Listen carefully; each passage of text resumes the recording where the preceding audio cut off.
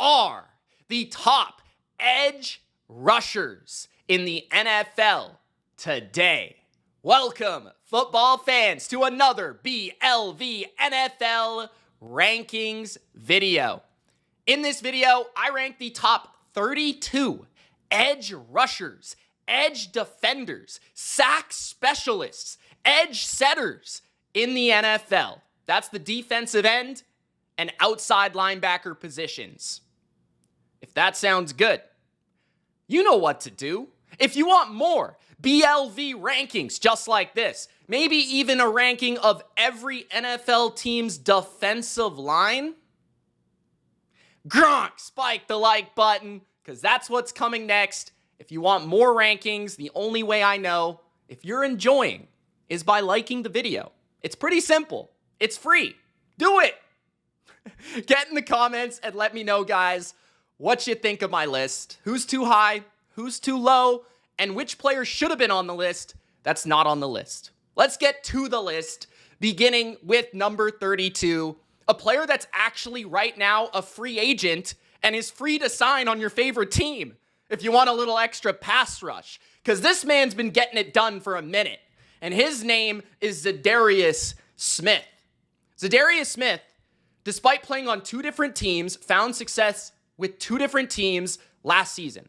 He hooked on with the Lions at the trade deadline. They needed someone to step into the shoes of Aiden Hutchinson.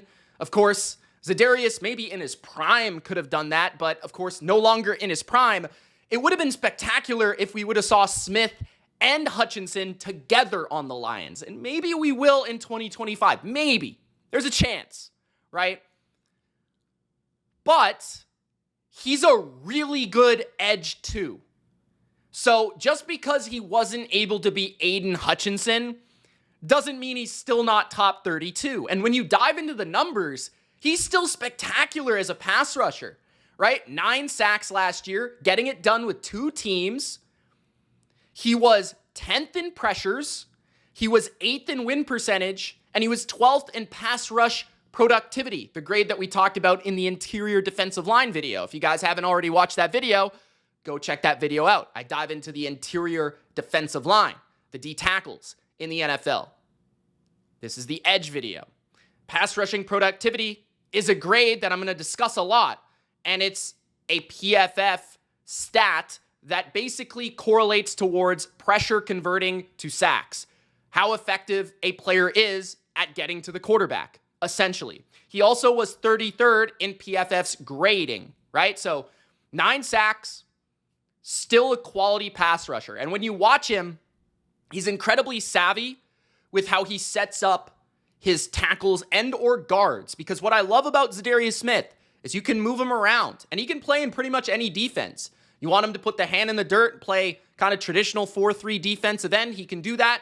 You want him to stand up, play more 3-4 outside linebacker technique, he's shown to do that, right? He's played in a plethora of schemes across from the Ravens to the Lions to the Browns and Jim Schwartz, across to the Packers. Like, so many different teams, so many different schemes, but all of them have realized his potential as a stand-up rusher in terms of moving him around, using him in stunts and twists and games, and using his athleticism and his flexibility to get to quarterbacks. He also has great explosiveness, still not quite the amount of first step that he used to have, but he still has such great ability to get around guards and tackles with spin moves and using his hands and dipping around the corner. And he's just so quick and slick with his movements. So Zidarius Smith, still great with his power, great with his quickness, and really good with setting up his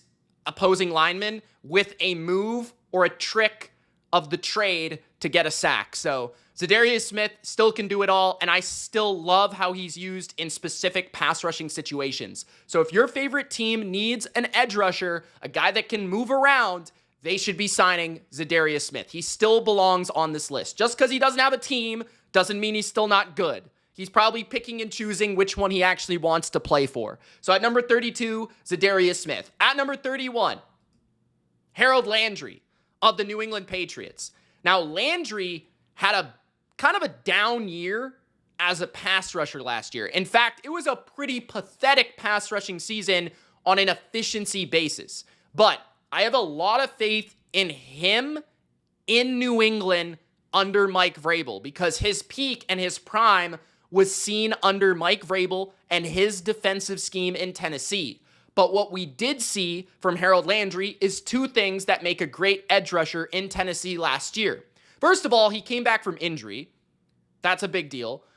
Then you have the fact that, okay, 6th in the NFL in run stops, top 5 in run defense grade for PFF, and he had 9 sacks. So you see the well-rounded game. Not only can Harold Landry set the edge and stop the run, but he also can sack the quarterback. Those are the two primary skills you need as an edge rusher. And not only that, but Landry's had 4 seasons of 9+ sacks. So he's been consistent, and he consistently produces sacks. Sacks and getting sacks, in my opinion, is a skill. The more that we see it, the more that we see the correlation of certain players getting sacks. Certain players get more pressures than they do sacks, right? But Landry is a specialist when it comes to taking the quarterback down. And he combines that with setting the edge.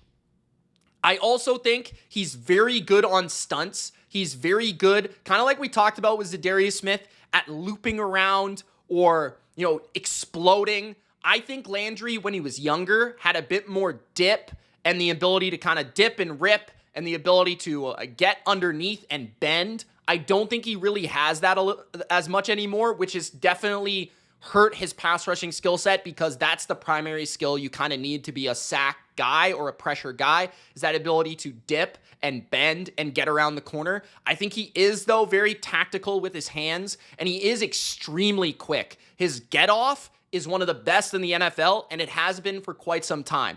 Get off meaning his first couple steps getting to the quarterback, or even in the run game. Very effective at disrupting plays because of his first step and his timing of the snap. So at number 31, I think he'll be hugely impactful. Another year removed from injury in New England as an all-around 3-down edge player, which the Patriots desperately needed since moving on from Matt Judon.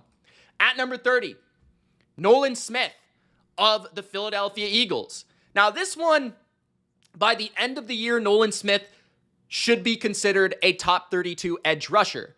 If you were to take this list around like week 14, he might not be on the list, right?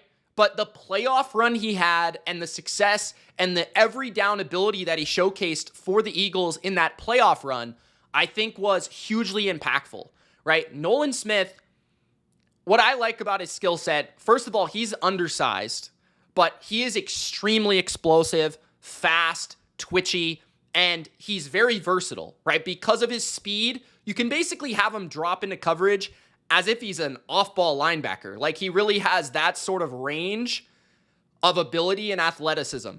He's got great first couple steps. He doesn't really have a ton of power to his game. He's a lot of straight ahead, explosiveness, quickness, speed.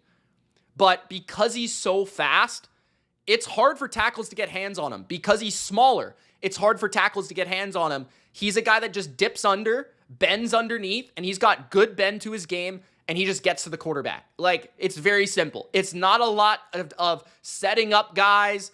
Maybe once he learns a couple extra counter moves, he'll be even more productive. But man, he's just straight ahead speed and explosiveness, and he's a problem. I also love him because of that speed and range, he's going to be a very effective container in the NFL. And what I mean by that is like containing quarterbacks. A lot of mobile quarterbacks in this league, Nolan Smith can track him down and run him down. So he was 31st in pressures. He was 34th in pass rush productivity. He was floating around 32 in a number of statistics here, right? He wasn't an every down player for the Eagles during the regular season, but once we saw him in the playoffs, he was really teeing off. He was really getting after it. He had a fantastic overall playoff run, a great game against the Packers in particular, and I think he is set to be a superstar for their defense for years to come, in the coming years. He also looks extremely young. Like, his face, like, he's very young, so he's got a lot of time to grow, but I think he is a good player already, and he's only getting better, so I have him at number 30. At At number 29, Chop Robinson, another youthful edge rusher with one of the best names in the NFL. Chop Robinson shocked me with his immediate impact at the NFL level as a pass rusher. Studying him coming out of Penn State, he didn't put up pass rush production in college, if I'm not mistaken. And looking at his film, he was very much a straight ahead, almost like no move or ability to kind of like piece together a plan of a pass rush. He was just straight ahead speed and explosion. But that translated to the NFL. Just as we were talking about with Nolan Smith, sometimes these guys are so explosive, so fast, so twitchy. All they really need is that extreme explosiveness, first couple steps, and the dip around the corner to get to the quarterback.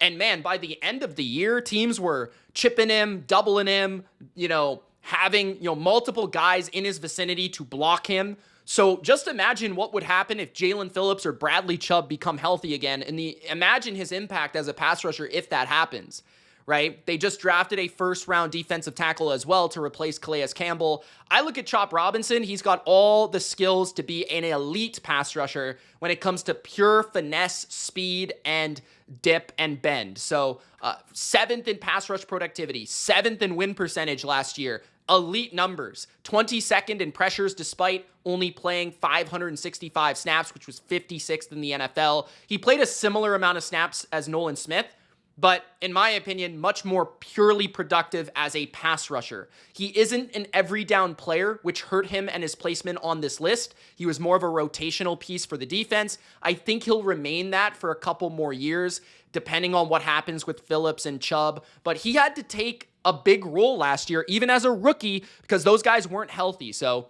only 6 sacks, which honestly, I felt like he had more when I was watching him last year. But sometimes, sacks isn't everything when it comes to the player that's making the biggest impact as a pass rusher. The guy that's always in the face of the quarterback, always disrupting, always moving the quarterback off his spot. Chop Robinson seemed to do that a lot because he's so darn quick. So he's at number 29. I think he's going to develop into an upper echelon pure pass rusher in this league. If he can develop a little bit more in the other aspects, the power aspects, the setting the edge aspects of his game, he will be a phenomenal player. At number 28, Will McDonald, the 4th of the New York Jets. Will McDonald had a breakout season in 2024 with 10.5 sacks. And honestly, I'm not surprised. I was a big Will McDonald fan coming out of college. And I think what you see from him is, as a pass rusher, and this is a guy that's more of a pure pass rusher than he is an all-around player at this point. I still think he needs to work on a little bit of that power and strength and set the edge capabilities, and even just the savviness and awareness in the run game, I do think he needs to work on. But in that Jets scheme, it's straight ahead, it's get to the quarterback, it's pin your ears back. And with Will McDonald, I just feel like he has, for a younger guy, a great rush plan and a great versatility in his skill set. He can win with the quickness and the bend. He can win with length. He can win with technique and hands. He can win in a variety of ways. And I think that's going to make him a really good, productive sack artist in the NFL for years to come. He had 6 sacks in 4 games last year. He did sort of die down towards the end of the year when teams started to pay more attention to him. But at the beginning of the year, he was feasting, like nonstop.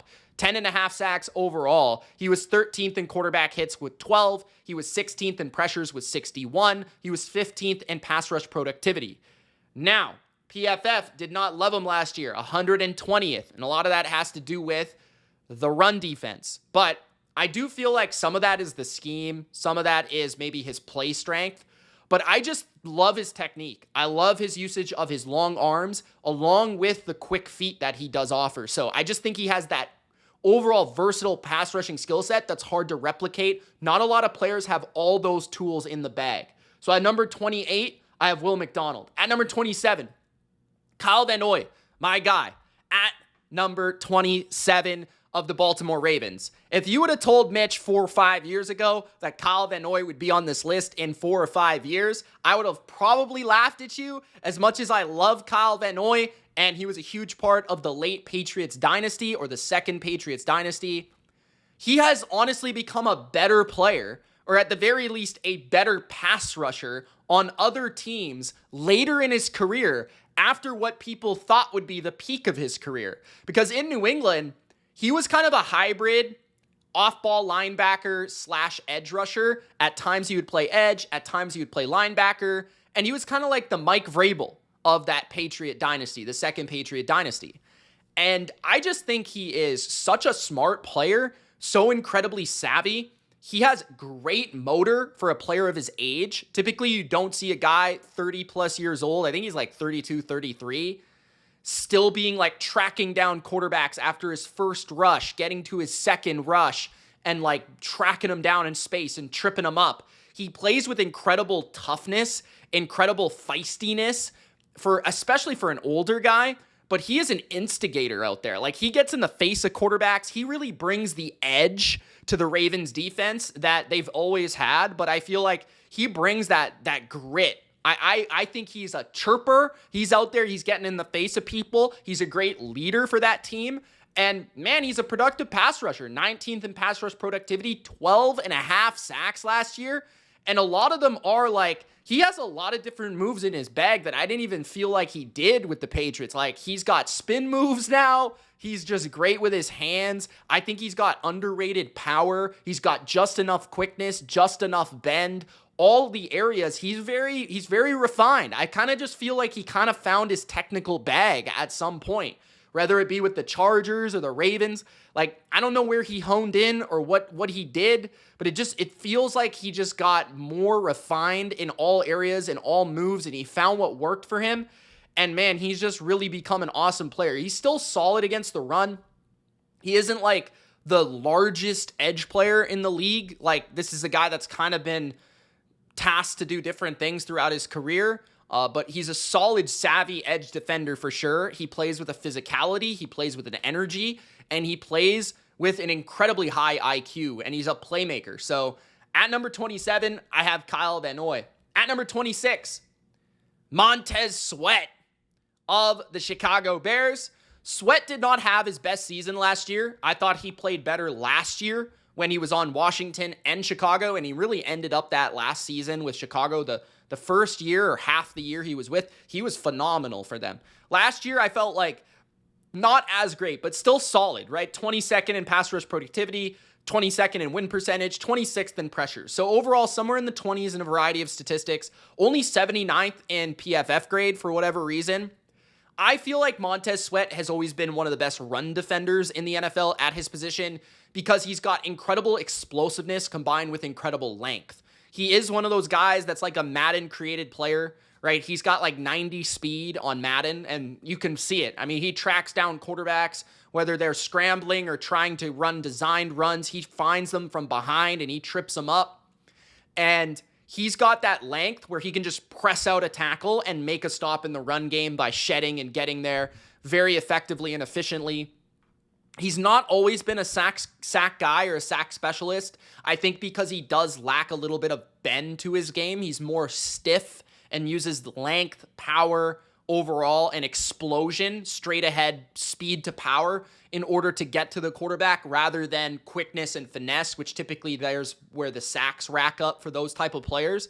But man, I still think he's very good. He's obviously relied on a lot in Chicago to be the guy that gets the pressure and gets the sacks. There isn't a lot of help with his defensive line for him to generate the type of pressure. Like, there's not another elite player on his D-line to really take that pressure away from him like there kind of was in Washington.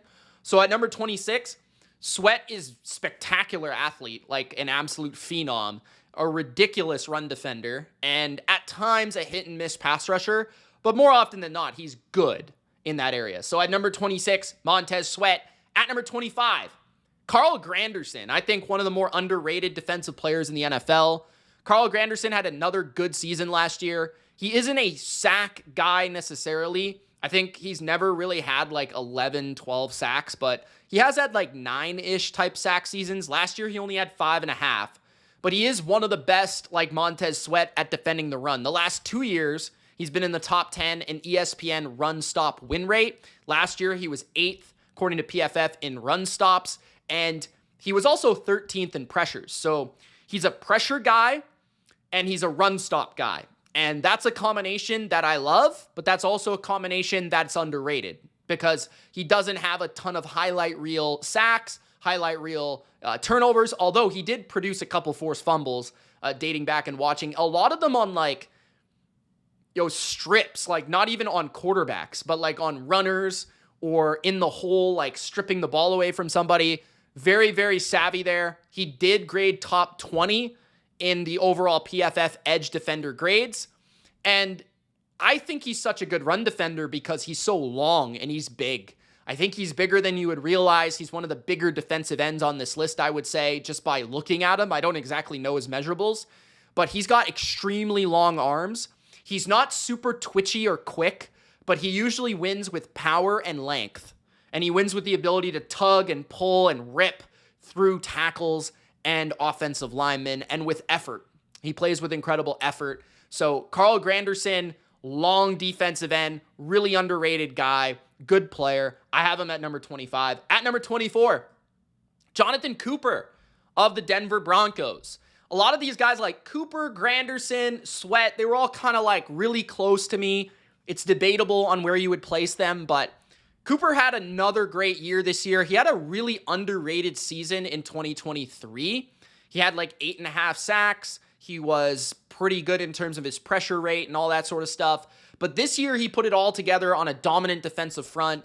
He was 3rd in run stops, and he was 14th in pressures. So that's some pretty elite metrics right there. He did also put up 10.5 sacks compared to somebody like Granderson, who had 5.5, or Sweat, who didn't have as many as 10.5. So I think those numbers in itself, the sack number, the pressure number, and the run stop number, I think that warrants his name on the list. Absolutely. I've seen him not even mentioned in these categories. I don't think he's an incredibly gifted pass rusher. He doesn't really showcase like a ton of twitch, quickiness and bend. I guess we're going to go with quickiness. But he's very solid using his power, using his hands, and he's got great motor, great effort. He's very violent. I like that about his game. Every time he gets a chance for a sack or a chance for a hit, he's going to make it count. He is going to lay it into you. And he's just very reliable on all 3 downs. He's also more of the guy that's usually typically setting the edge or kind of containing the quarterback, while Nick Bonito is just running wild on the other side. So you got to keep that in mind when watching him. But to me, really good player, 20th in pass rush productivity. His numbers are really awesome last year, and I think that's going to continue. He's only in year 3, year 4. The last 2 years have been really, really good for him, so I'd expect more things to come from Jonathan Cooper, one of the underrated edge players in the NFL. At number 23, Josh Sweat, who signed a new contract with the Arizona Cardinals this offseason. And Josh Sweat is one of those guys that he's not elite, but he's almost underrated, if that makes sense. I feel like he's very consistently a good player. And because he doesn't have phenomenal sack numbers, I kind of think he's, kind of overshadowed to some degree. But he was incredible in the Super Bowl. I mean, the biggest game of the year, he was the best player maybe in the entire game. I mean, there was a lot of good players in that game, right? Including Jalen Hurts and Cooper DeJean and, Milton Williams. A lot of guys played their tails off, but Josh Sweat might have dominated the most. And I think where we saw him shine was rushing against a lot of the time a guard in Joe Thuney who was playing tackle, and Sweat was just able to use his length. That's where he's so good. His long arms. He's got long arms. He's able to latch onto you, and he's able to pull you around and move you how he wants. And he's just, I think, kind of subtly explosive. He's not extremely off the charts fast, but I think he's kind of underrated in that regard. I think he's got underrated bend to the quarterback. I think he's just got a lot of tools. He's very good with his hands. He's got those long arms. So I think his length is awesome. And then he pressures 67 last year, which was 11th in the NFL.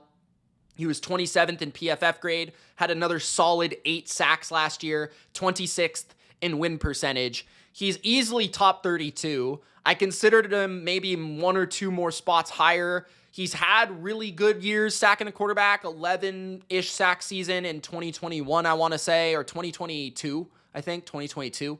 Now he's back with Jonathan Gannon, the guy that allowed him to have that double-digit sack season. I just think he's very steady in the run game. Like, he really doesn't have a lot of flaws. He's just not like a game wrecker, game changer. He's one of those guys to me that is a good player that alongside other good players has the chance to be a great player. So we'll see what he can do in Arizona, where a little bit more pressure is on him to be like the guy a little bit, right? They do have other players there, but he is kind of like the guy that got paid. So they want him to be the stud. Now, they did bring in Calais Campbell. They brought in Walter Nolan. They have Baron Browning, who's underrated. I think Josh Sweat, he is well worth the money. I think he's a very good player. We'll see if he can truly even take it to the next level in Arizona, back with Jonathan Gannon. At number 22, Trayvon Walker of the Jacksonville Jags kind of became so overrated that he's now underrated. I feel like as a prospect, people couldn't believe he went over Aiden Hutchinson, which still he shouldn't have gone over Aiden Hutchinson, and that was justified, okay? But at the same time, he's a really good player, and I think he's one of the best run defenders at his position in the NFL. I mean, he's freakishly big. He's freakishly fast for a guy of that size, and he's got incredibly long arms. So when you look at his run defense ability, it's just like all the traits are there for him to just dominate, and he absolutely does. When you're looking at ESPN's run stop win rate, he is ridiculous. When you're talking about run stops, he was 10th in the NFL with 35. I would like to see him rush from the interior more because I feel like he would truly be awesome from there. I felt like a lot of his highlights came on the edges, though, and I think he's getting better and better with every year with his skill set, with his overall refinement of rushing the quarterback, and his overall like teachings, like understanding how to tie moves together, rush with a plan, use his hands, those sort of techniques. I feel like he's getting better and better and better. Back-to-back 10-plus sack seasons, though, is not too shabby, along with being one of the best run defenders in the NFL. That's as simple as that. That's why you're on the list. So don't underrate this guy. 19th in pressures as well last season. He also played the 4th most snaps of any edge defender in the NFL, which speaks to his ability to play a volume of plays and play on every snap and every down and every situation. And I think he's kind of underrated because he plays in Jacksonville, and they don't have a great scheme, and they don't really use their edge rushers or their pass rushers in unique or interesting ways. They kind of just rush them. So, I wonder what he would do in a more complex system, or a system that maybe moved them around or used him on stunts, or things that were more creative. I feel like he just kind of he just goes. I don't know. So, at number 22, Trayvon Walker. At number 21, Rashawn Garry of the Green Bay Packers. Garry kind of had a disappointing season last year. 7.5 sacks last year is disappointing for his standards. That being said, he has been one of the best run defenders in football at this position for years. Last year, 30 run stops. He was first in ESPN's run stop win rate. And pound for pound, he might be the strongest edge player in the NFL. His power and strength is ridiculous. And that's why I think, combined with his explosiveness and speed, this guy has incredible traits when you're talking about straight ahead explosion, speed, and bull rush and power. That's why he's such a good run defender, because he is just an absolute bull. That's what he is. He's a bull on the edge. His pass rush numbers weren't great. Pressures, he was 31st, right? Win percentage, 48th. 36th in PFF grade isn't bad, but snaps, though, he was injured a little bit. He has seen some time injured. I do think Packers fans kind of feel like he's a little underwhelming because they need him to be the guy that has 12, 13 sacks. And he's just that's just not his archetype. That's just not the type of player he is. He's at his best a guy that's really disruptive, a guy that wrecks plays, a guy that sets the edge and dominates the run game. That's kind of more of his archetype. He's never really been that 12, 13, 14 sack specialist. So that's maybe where Packers fans get a little lost. But to me, he's an awesome player at number 21. and could probably play in like every defense because of his overall strength. At number 20, Gregory Russo, a freak athlete of the Buffalo Bills, is number 20. Russo had very solid numbers across the board. 10th in pressures with 63. He was 15th in win percentage, 16%. 22nd in pass rush productivity, and 12th overall in PFF grade. He also put up 8 sacks and 16 tackles for loss. 2nd in quarterback hits with 17, and 11th in run stops as well. So Greg Russo, really good season for him. I feel like he is just like a freaky dude. Like, he's fast, he's quick, he's bendy, he's like, I would say he's really like got all the traits that you look for, honestly. He might not have the incredible turn the corner bend that you would really ideally want, but I just think like you look at him, it doesn't feel like he's fat, like got any fat on him. Like, he runs down people. I just think overall he's very good, but he's not great. He's not take over a game, dominate a game type of player. And that's kind of where I just can't rank him much higher, because like all the numbers are awesome and really like he's easily top 25 and I have him 20 here, and he doesn't really have a true weakness. Like, maybe he's not super duper strong or like set the edge overwhelmingly powerful. Like, he's not a Khalil Mack or a Rashawn Garry in that regard, but he's also not like, a Trey Hendrickson in terms of pure pass rushing. He's somewhere in the middle of like, he's good at both. He's not really great. I'd say he's a better pass rusher, but I don't know, man. Like, Bills fans, help me out with this one. But I just feel like he's a freak guy, a really good player. Definitely an edge one, but maybe we're just missing like the big take over the game moment for him, the big playoff moment, the big third down where he strip sacks Patrick Mahomes. Like, I need to see that. Like, maybe that's what it's missing here. So for Gregory Russo, he got the contract. He's a really good player, all around solid. It's just that I feel like he almost could be better, if that makes sense. At number 19, Yaya Diab of the Tampa Bay Buccaneers. Yaya Diab is one of the most underrated players in the NFL, and Ultra, who was, he did a couple of these stat boards for me for this video, my boy Ultra, shout out to him. He was like, is Yaya Diab the most underrated player in the NFL? Because he was so shocked by his placement on these statistical lists. He was 9th in pressures with 65. He was 11th in win percentage with 17.4 win percentage. And he was 3rd in run stops with 29. So yeah, Yaya Diab had a phenomenal year last year. The only area that he doesn't shine is sacks. So he's not going to get his just due. 22nd in PFF grade, 21st in pass rush productivity. Yaya Diab is very strong. I think that's the thing that stands out to me, is his ability to just stand up offensive linemen. Whether he's in the muck and the mess of the interior and his ability to just stand up and tackle, or on the tackle or on the edge, his ability to set the edge and hold his point of ground and his angle and his ability to impact the running game in that way. He is phenomenal there, like really, really good. And then on top of that, he's got really good quickness and explosion to the quarterback.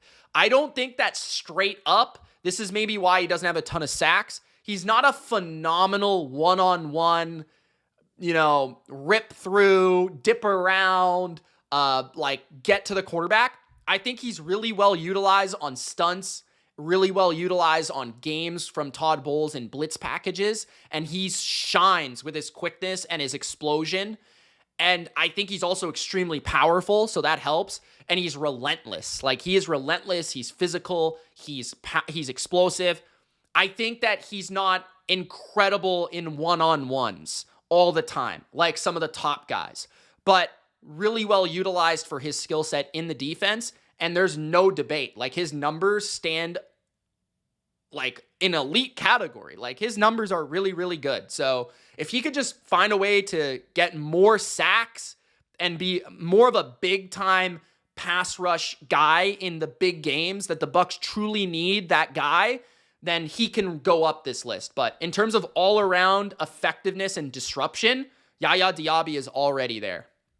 Next up, we have Alex Highsmith of the Pittsburgh Steelers. Alex Highsmith greatly benefits, obviously, from having TJ Watt and Cam Hayward. There's no doubt about it. Like, that will definitely help any opposing edge rusher or opposite edge rusher or second edge rusher, however you want to put it.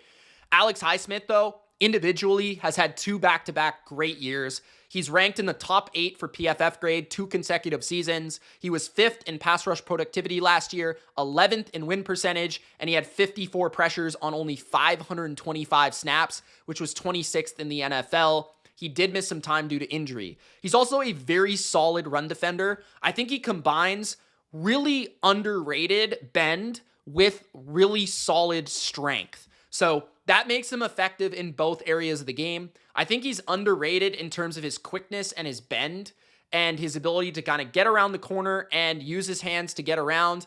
And then also, like, he's solid in the run game. What I really like about him is, like, the angles he takes. I think he sets the edge well, and he kind of knows how to, like, turn that angle a lot like Yaya Diab, and, like, he's just always technically or, like, situationally in the right spot to set the edge. In my opinion, at least. That's what I like about him. I feel like he's also kind of underrated in terms of his explosiveness. Like, his quickness, his jump, his first couple steps. To me, you would think he's more of like a power guy, but he's got that very good quickness and that very good bend combination. So Alex Highsmith is a perfect complement to TJ Watt. He's an awesome player. It's hard to rank him much higher due to the lack of, like, incredible statistical seasons on top of he's on this D-line with other incredible guys, and he's never being doubled, right? So he's always benefiting from that. Despite that, though, like, he's putting up really good advanced metrics like he did last year, pass rush productivity being 5th. So Alex Highsmith, really good player. I have him at number 18. At number 17, Andrew Van Ginkel. Guys, this video, it's probably going to be long. If I really said all the things I wanted to say about Andrew Van Ginkel, it might be 3 hours. But Andrew Van Ginkel has been my guy for a minute. As soon as he signed with the Vikings, I knew it was going to be a great signing because he was great in Miami with Brian Flores. He's been one of the most underrated players in the NFL for like 4 or 5 years. And he finally got his due. He finally got the opportunity to play a lot of snaps. He actually played the second most snaps at the position, 920 last year with the Vikings, okay? He had 11 and a half sacks. He had multiple interceptions for touchdowns, I think. He also had 37 run stops, which was 8th in the NFL. So 11 and a half sacks, 8th in the NFL in run stops. That's a great combination of statistics. 18 tackles for loss, 79 tackles. When we're talking about motor, when we're talking about IQ, when we're talking about ball skills, ball awareness, versatility, when we're talking about explosiveness, straight up speed, Andrew Van Ginkel is a demon. Like, Andrew Van Ginkel, his combination of explosiveness and IQ is rare. He's an interesting one because he feels like an off-ball linebacker that's playing edge. He's incredibly well utilized by Brian Flores in the blitzing schemes. I don't think as a straight-up pass rusher, he's top 15 or top 17 in the NFL, but he's such a great, like, playmaker. Like, the amount of screens that he blows up, the amount of tackles for loss and angles he takes to running backs and wide receiver reverses and, RPOs, and his ability to get in passing lanes and his ability to drop into coverage and his ability to blitz and his ability to quickly stop on a dime, loop around on a stunt or like an angle, like the ability to take an angle. I also think he has really good bend. Like, that's also his go-to is his quickness, his first couple steps, and his bend around using his hands. That is what he's best at as a pass rusher. He's solid as a run defender as well, very solid, just because he's so aware and so intelligent. I think he's one of the smartest guys at this position, and he's also really explosive. Like, don't discount how fast he is. Like, straight up, straight line fast. I think it's because he's basically a linebacker playing this position. So at number 17, I have Andrew Van Ginkel, one of my absolute favorite football players in the NFL. At number 16, George Karlaftis of the Kansas City Chiefs. Karlaftis is sneaky fast. He's not quite as explosive as Andrew Van Ginkel, but Karlaftis, I think, could play in pretty much any defense. He is more of a traditional 4-3 defensive end because he does have like just absolute rocks for hands. He is an absolute powerhouse, but he also has straight line speed. I would say where he struggles is he's not incredibly bendy and he's not incredibly quick, but he's got straight speed to power and incredibly hard rocking hands, and he's got long arms. So that makes him very efficient as a run defender, very technically sound as a pass rusher, and he can beat you in a variety of ways by winning the leverage battle. That's what he really does extremely well. And there are plays where he shocks you with how explosive he is, whether it be by breaking up a run or, by, jumping in the backfield and slipping through tackle and guards and making a play on the quarterback, and he's also a smart guy. And it just feels like he comes through in big moments for the Chiefs. Like last year, he was great in the playoffs. He had an absolutely takeover performance against the Texans. He just dummied the Texans ridiculously down after down in big situation. And he just he has the ability to take over a game. He has the ability to disrupt a drive. He has the ability to win in the run game, win in the pass game. 13th in pressures last year. First in quarterback hits with 21. And he had 8 sacks last season. Okay? Where he struggled, win percentage, only 70th. PRP, pass rush productivity, 43rd. PFF grade, 63rd. So some kind of like weird numbers for him last season from an efficiency standpoint as a pass rusher. But still, like, I just feel like his reliability in big moments, his ability to play on all 3 downs in all situations at a high level, his technique, his power, I think those are what stand out to me, make him a very good player and a great compliment to Chris Jones. He's been a huge draft pick for them. I mean, without him, they would not have won those rings. So George Karlaftis at number 16. At number 15, Nick Bonito, one of my favorites of the Denver Broncos. Loved him coming out of the draft, and everything I thought he could be, he's become in terms of just one of the best athletes at this position there is. I mean, his explosiveness is off the charts. His quickness, his speed, and his coverage, apparently, is absolutely phenomenal. He was the highest graded coverage outside linebacker or defensive end edge player in the NFL last year with an above 90 coverage grade. He has some plays that like almost nobody can make in the NFL other than I guess Andrew Van Ginkel, but he makes some explosive interceptions, picking off passes, screens, all that sort of stuff. He also just has a number of sacks where he just straight up runs past a tackle. Like, he is so explosive. He's so fast. His bend is awesome. He's just able to run around a tackle and get to the quarterback, like in a flash. So his quick pressure ability is one of the best in the NFL because he is so explosive, right? 18th in pressures, 11th in pass rush productivity. He was also 13 and a half sacks, 16 tackles for loss. Solid run defender. I wouldn't say he's incredible because he's not known for his power or his strength. He's more known for his slipperiness, his quickness, and his just pure explosiveness. But man, he's a playmaker. He's a game changer in the best way. So yeah, absolute flash, Nick Bonito at 15. At number 14, Khalil Mack, the ageless wonder, the old man, Khalil Mack at number 14. Statistically, not an incredible season, right? 6 sacks, 49 pressures, 26th in the NFL, but he was only playing 617 snaps, so he did miss some games, miss some action. He was more heavily in rotation this year, but he's only like 1 year removed from having like 16, 18 and a half, something crazy. Didn't he have like 18 sacks like last year? So, and then you look into his PFF grading. He was 5th in PFF grade at the position. You know, according to them, one of the elite players.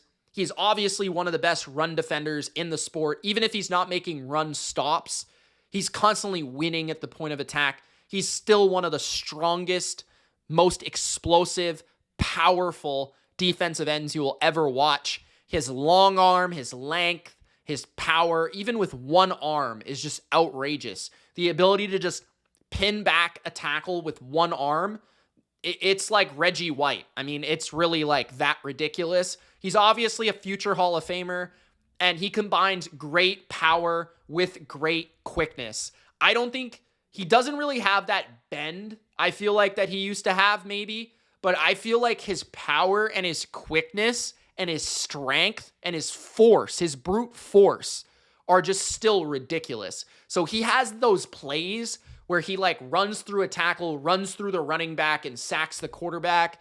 He has plays where he like basically bench presses a tackle and makes the stop in the run game. And he's still somebody that is constantly doubled. He is the best player on that defensive line for the Chargers. He is always paid attention to. So obviously his numbers are not going to be as fantastic as some others that are maybe in his range. But yeah, he's just, I mean, he's a Hall of Famer for a reason. So at number 14, Khalil Mack. At number 13, Brian Burns, the Spider-Man, Spider Burns of the New York Giants. Actually had a huge bounce back season this year. I know that maybe Giants fans didn't exactly love his production on the surface of only 8.5 sacks. But when you look a little bit deeper, he was absolutely one of the best top 15 edge rushers in football last year, 13th in pressures with 61. He was 2nd in run stops with 42, and he was incredibly impressive in this area. He was very slippery, very solid at the point of attack. His ability to actually like use his pass rushing skills to win in the run game, like just kind of dipping and bending and crafting, around a tackle. He was slippery, man. Like he was really good in the run game. I think this is the best I've ever seen him play in the run game in his entire career. And then on top of that, 22nd in PFF grade, 24th in win percentage, 28th in pass rush productivity with 17 tackles for loss. He also played the 6th most snaps in the league. And Brian Burns is a prototype pass rusher. He's got great bend. He's got great quickness and speed. He's got good enough strength, and he's got ridiculously long arms. So if you combine his long arms with his quickness and his bend, you have a prototype D end that every year of his career, he's going to at least put up solid production because he's so freakishly gifted to play this position. So I just think like maybe his pass rushing wasn't quite as good as some of his best seasons, but his run stopping was the best I've ever seen. So that makes him a very complete player at this position. At number 13, at number 12, Josh Hines Allen of the Jacksonville Jags. Josh Hines Allen, top 15 in snaps, pressures, win percentage, and PFF grade last year. He had 8 sacks. Not quite the number he had in 2023, right? But still an all-around really good player. Has the skill set to drop into coverage, has the athleticism, to drop back into coverage, and has the athleticism to get to the quarterback. So really, really talented guy in terms of quickness, in terms of using his hands. And even like, I feel like he's got a really good motor. He sets the tone for that defense. I think he's the best player on that defense. I think he's so close to being in that elite category.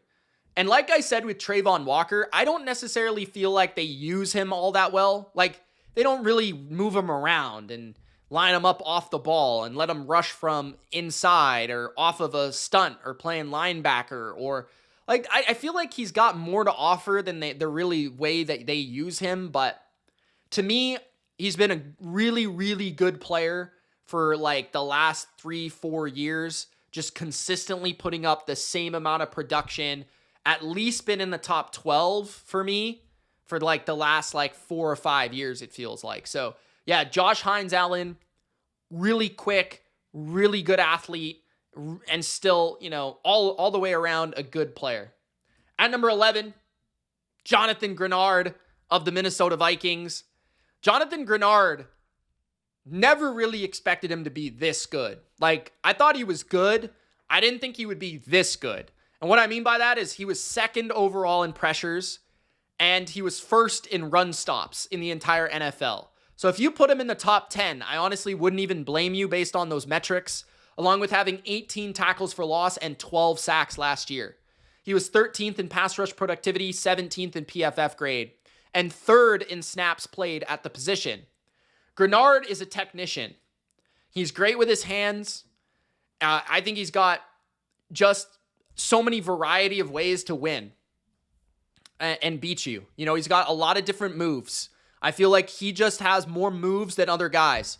Like, I think he always finds a way to get there. And he plays with a level of grit. He plays with a level of tenacity, consistency, down in, down out, just absolute, just a motor. I mean, that's really what it is. Him and Van Ginkel just go. Like, they are dogs out there. And I think that's probably what Brian Flores loves. But man, 84 pressures, whether it's on a blitz or a straight up rush. Like, he was really good against some of the best tackles in the NFL. He had sacks against the Eagles. He had sacks against the Lions. Like, this isn't a fluke. This isn't this guy just running in straight at the quarterback because Brian Flores sent him on a blitz and you can't block it. No, he was winning. He was winning straight up, and he's winning with quickness. He's winning with hands. He's winning with bend. He's winning in a variety of ways. So Jonathan Greenard, excellent player, probably the most underrated player at this position. Nobody talks about how good he is, yet he had the second most pressures and the most run stops in the league. At number 10, Jared Verse of the Los Angeles Rams, the next one at this position, so to speak, in terms of the next member to join the elite. And all these guys are absolutely ridiculously elite. Like, all 10 of these guys are freaking phenomenal. So it's hard to really differentiate, but the only differentiation is that Jared Verse only had one season. And despite how amazing he was, 4th in pressures with 77, 6th in win percentage with 19.7, pass rush productivity 8th, PFF grade 9th, quarterback hits 5th, run stops 10th. Every single metric I just brought up, he was top 10 in. Every single one. So he's in the top 10. Also on top of that, right, only 4.5 sacks. So if I were to nitpick, only 4.5 sacks for a guy that was 4th in pressures, 6th in win percentage, 5th in quarterback hits. Finish a little bit better. But long-armed, powerful, strong, monster. That's what Jared Verse is. He, as a rookie, was throwing around grown men. Throwing them around. Physically manhandling them. Like, that's so impressive. So I don't know if that's going to continue to go up. But, man, you talk about a well-crafted, well-rounded skill set. You talk about for a rookie to be able to be an every down player and produce as the team's best pass rusher and arguably their best run defender. That's phenomenal work. So, Jared Verse, wicked skill. Can't wait for him to continue to ramp this up for the Rams.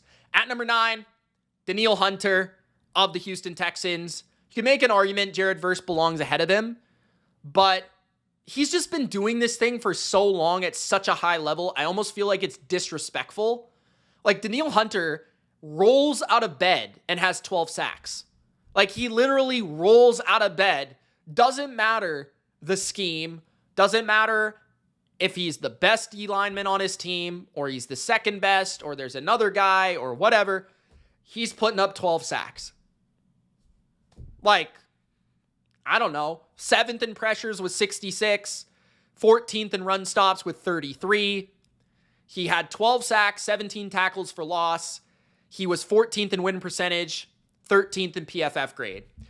What is there to say about Denil Hunter? He's an absolute freak. Like, explosive, strong, powerful, a bully. Like, he's got every single gift a pass rusher would ever want, and he looks like a statue.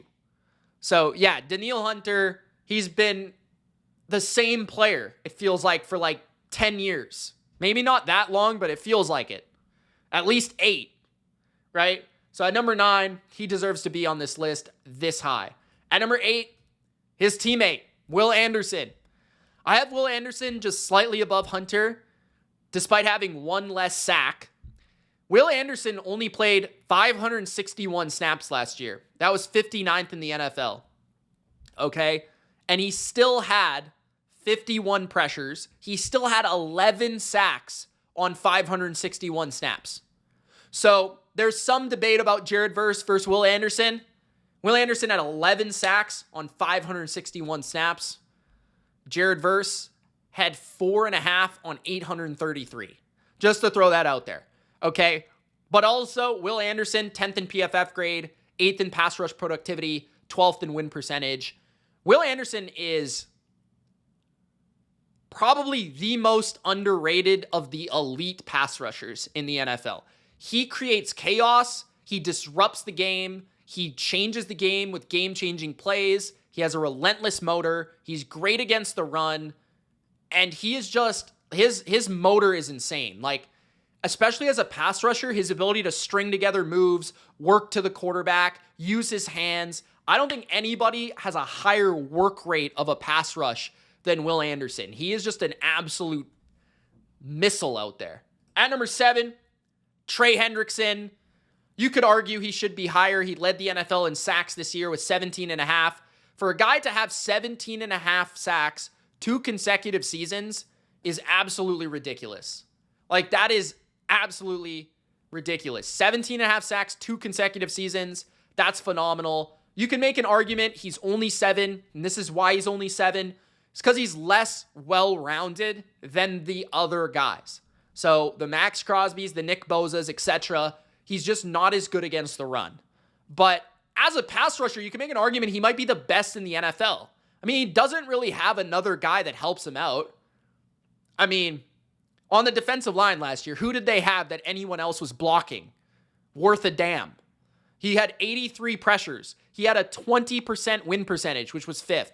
He had a 10.4 pass rush productivity, which was 4th. He had 17.5 sacks, 19 tackles for loss, 16 quarterback hits, which was 4th, and his PFF grade was 8th.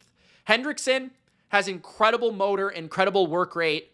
He has great bend, great finesse, and I feel like he's just probably the best with his hands in the NFL.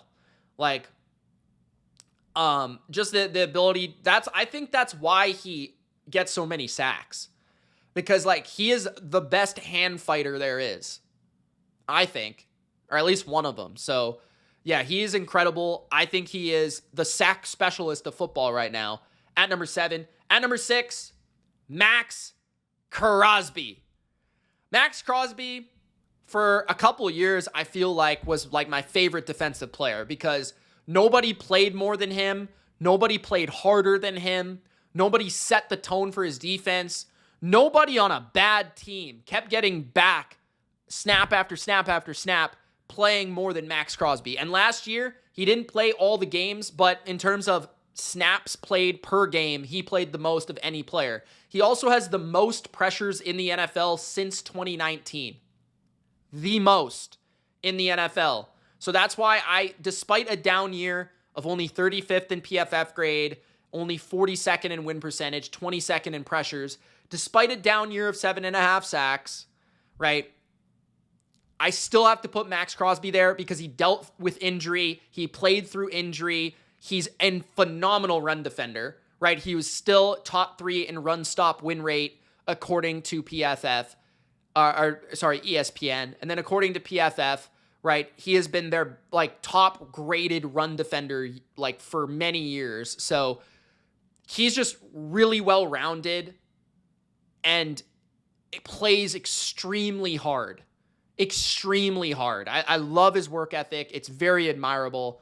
So at number 6, gotta love Max Crosby. At number 5, Aiden Hutchinson, who had an absolutely bonkers half a season last year. Last year, he had a 38.3 win percentage in the NFL. Guys, 38% of the time he won his rep. which means, guys, that was first in the league.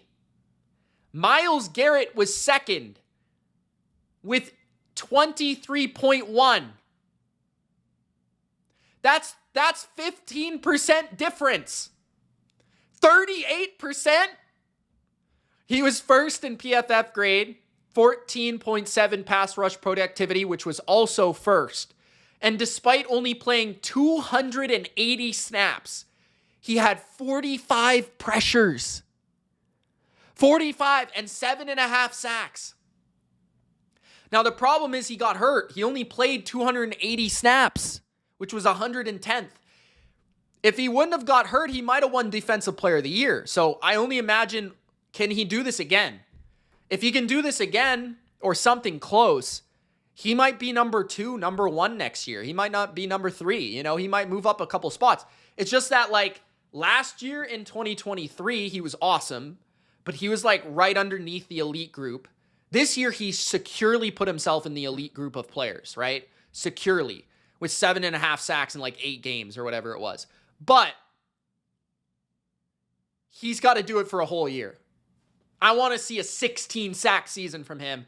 I want to see, you know, top 5 in pressures. I want to see that again. You know, that's what I want to see. So, incredible length, incredible motor, great size, technician, power, right? I think that's his game. Speed to power, using his hands, ripping around, and just the down after down. Just like Hendrickson, Max Crosby, Jonathan Grard, these guys that just come with it. Bring it. Every snap. Hutchinson's that guy. He plays the way the Lions want to play, which is hard. All right. At number 4, Nick Bosa of the San Francisco 49ers. Almost put him number 3. Had some debate there. 6th in pressures last year, 4th in win percentage, 5th in pass rush productivity, 4th in PFF grade. So pretty much across the board, 6th or better in every metric. And he was 31st in snaps. 31st in snaps, still was 6th in pressures. That's pretty good. The other thing about Nick Bosa that I would have you recognize, also 6th in quarterback hits with 15, he didn't have any help last year. I think that's the thing that will go unnoticed with Nick Bosa, is a lot of people think that the Niners have a great pass rush or that they did have a great pass rush. That's not the case. Without Nick Bosa, that defense fell apart. They sucked without Nick Bosa. They sucked. Nick Bosa is the difference maker. He is the guy. Fred Warner's amazing. Nick Bosa is the most important player on that defense, bar none. He is impactful in the run game, disruptive as any player in football in the pass game, consistently in the backfield, consistently pressuring, consistently getting to the quarterback, consistently, he gets there faster than just about any player. His ability to create the quarterback to have just a little bit of movement or to get off his spot or to scramble, there's nobody, even I would say better than him at that. Like, he is right there with anybody. His get off is ridiculous. His power is insane. Nick Bosa is an all-time player. He's a future Hall of Famer at this rate. So, yeah, he is an awesome player. Awesome player. I don't think he's as smart or crafty or as aware as maybe some of the other players, but in terms of pure get off, power, even technique, he's awesome. Like, and his work ethic, right, is awesome. So at number 4, Nick Bosa. At number 3, Micah Parsons of the Dallas Cowboys. Micah Parsons, last year, 23 tackles for loss, 12 sacks. I believe he's the first player in NFL history to have 12 sacks or more in every season to start a career, like the first 3 or 4 seasons to start a career, to have 12 sacks in every single year. I think he's the first one ever. So that speaks to how gifted he is. Also, the last 2 years, he has the most pressures and the highest win percentage in football in the last 2 years collectively. Okay, so that That's the reason I had him ahead of Nick Bosa. The last 2 years, he's just been a little bit better. 5th in pressures this past year, 3rd in win percentage with 20.2, 3rd in pass rush productivity with 10.6. And his versatility is outrageous. Like, he could play off-ball linebacker. He's the most explosive pass rusher in football. His ability to get to the quarterback, his get-off is insane. It's probably the best in the league. You know, him and Osa on that line, they're so fast. You know, and then Parsons is also, his closing speed to the quarterback, his closing speed to the ball carrier is the best. Like, his ability to break through a tackle and then get to the quarterback in like a flash. Like, he's literally Barry Allen. So yeah, Micah Parsons, he's awesome. Great athlete. Great player. Great bend at the position. Like, and he even holds his own in the run game. For a guy that's smaller, he holds his own. He's not dominant, but he holds his own. And you could make an argument he's the best pass rusher in the sport. Like, you could really make that argument. So, at number 3, Micah Parsons. At number 2, TJ Watt of the Pittsburgh Steelers. TJ Watt, to me, is the best playmaker on defense in the NFL. This year, he saw a dip in a number of metrics. Sacks, only 11.5 this year compared to his typical 17, 15, 19, right? Pressures, he went down to 57, which was 21st. Win percentage was only 38th, and pass rush productivity was 68th. Now, that being said, he led the NFL in forced fumbles. Again, he had the 2nd most quarterback hits with 17, and he had the 5th most run stops with 39. He was also the only edge rusher in football to have a 90 run defense, a 90 pass rush grade in the entire NFL. So he is one of the best run defenders, he's one of the best pass rushers, and he is the best playmaker. If you were to ask somebody in the NFL to get you a sack, a strip sack, or an interception at the edge position, or a deflected pass, you would pick TJ Watt. He's incredibly versatile, and it feels like every 3rd down, he is a threat to get a sack. Every single one. He wore down a little bit late last year. He didn't have, a sack in the last 4 games or whatever it was. Maybe there was some injury. But I will say he played the most snaps in the league this year, which is something he struggled with, which is injury, similar to his brother. But hopefully, he's got that big contract. He can be as elite as ever in 2024. I assume he will be. There's not a guy I would ask to get me a strip sack in a big game more than TJ Watt. He's pick number 1. Like, that guy, he destroys game plans. He destroys games. He tilts the field. TJ Watt. At number 1, Myles Garrett of the Cleveland Browns. Myles Garrett and TJ Watt are pretty interchangeable from season to season. So this year, I felt like Myles Garrett was the better player. He had 22 tackles for loss, 14 sacks, which was better than TJ this year at 11.5. Myles Garrett also is the only NFL player to have 14 or more sacks in 4 straight seasons. TJ Watt, I will throw this out there for TJ Watt, for Steelers fans. He's the 2nd best sacker of all time in the first 100 games, only behind Reggie White, which is extremely impressive. But Myles Garrett is the first guy to have 14 sacks in 4 straight seasons. He was 10th in run stops with 35. He was 8th in quarterback hits with 13. He was 1st in pressures, tied with Trey Hendrickson with 83. And he only played 822 snaps, which was 14th in the NFL. Not quite, 900. Win percentage, 23.1, which was 1st. Other than Aiden Hutchinson, he was technically 2nd, right? Pass rush productivity, 10.8, which was 2nd. And PFF grade, 2nd. So 2nd behind Aiden Hutchinson in those efficiency metrics. Pass rush productivity and PFF grade. And he played like 600 more snaps than Aiden Hutchinson. So I'm not sure if Hutchinson would have still had better numbers there. So there was a possibility Myles Garrett was 1st in all of those metrics. Possibility. I will say, Myles Garrett is a creative player. Myles Garrett is shredded. Myles Garrett is fast, explosive, powerful, technically refined. He can win with power. He can win with speed. He can win with bend. He can do it all. He can destroy a play. He can line up in the A gap and rush. You know, in terms of, he could stand up and rush. He can win with quickness. He can win with jukes and jives. I mean, he's just ridiculous. Like, I don't know what to say about Myles Garrett. He's that good. Like, honestly. Like, TJ Watt, best game changer and playmaker, even despite the metrics. But Myles Garrett, down in, down out, there isn't a player on defense that is more dominant than Myles Garrett. There isn't a guy that demands more attention than Myles Garrett, right? And I would say he doesn't have the guys around him right now that TJ has in terms of Cam Hayward and even Alex Highsmith, right? So Myles Garrett is number one. Those are my edge rankings for 2025. I hope you enjoyed. If you did, Gronk, spike the like button. We'll see you for the defensive line rankings. I'm very excited to rank those and then show them to you guys on my next video. So thanks for watching. It's Mitch. We'll see you in the next one. Peace.